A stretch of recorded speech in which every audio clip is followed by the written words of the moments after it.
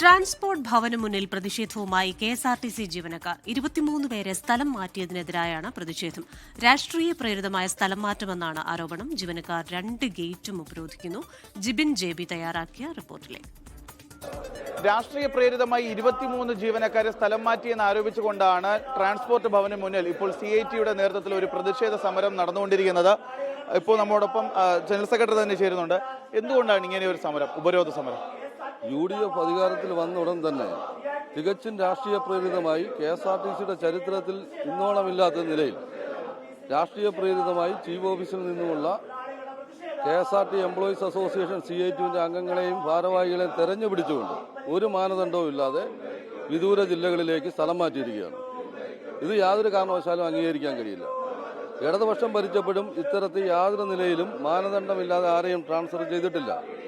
അതിനെല്ലാം വിരുദ്ധമായി തീർത്തും രാഷ്ട്രീയ പ്രേരിതമായിട്ടാണ് ഈ സ്ഥലമാറ്റ ഉത്തരവ് ഇവർ നടത്തിയിട്ടുള്ളത്. അതിനെതിരെ ഞങ്ങൾ പ്രതിഷേധം ശക്തമാക്കുകയാണ്.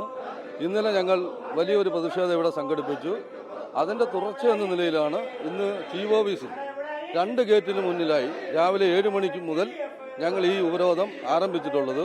ഈ ഉത്തരവ് പിൻവലിക്കാത്ത പക്ഷം ഞങ്ങളുടെ സമരം കൂടുതൽ ശക്തമാക്കും. ഈ ഉത്തരവ് റദ്ദാക്കുന്നിടം വരെയും ഞങ്ങൾ സമരം തുടരും. സമരത്തിനപ്പുറം നിയമപോരാട്ടം എന്തെങ്കിലും നടത്തുന്നുണ്ടോ? ഞങ്ങളൊരു ട്രേഡ് യൂണിയനാണ്. CIT എന്ന നിലയിൽ ഞങ്ങൾ എല്ലാ കാലത്തും സമരത്തിലൂടെയാണ് ഞങ്ങളുടെ അവകാശങ്ങൾ സംരക്ഷിച്ചിട്ടുള്ളത്. അതുകൊണ്ട് ഞങ്ങളുടെ മാർഗം സമരമാണ്. ആ സമരത്തിലൂടെ തന്നെ ഞങ്ങൾ മുന്നോട്ട് പോകും.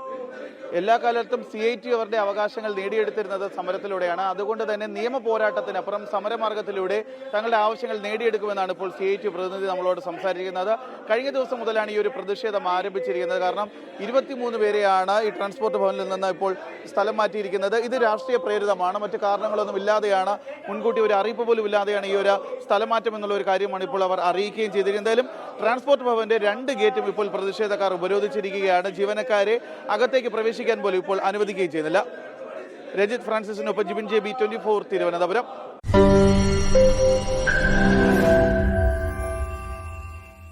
ലോകത്തെവിടെയായാലും ഏത് സമയത്തും 24 വാർത്തകളും ഓഗ്മെന്റഡ് റിയാലിറ്റി പാക്കേജുകളും എക്സ്പ്ലെയിനറുകളും വിശദമായി കാണാൻ ഞങ്ങളുടെ YouTube ചാനൽ നിങ്ങൾക്ക് സബ്സ്ക്രൈബ് ചെയ്യാം.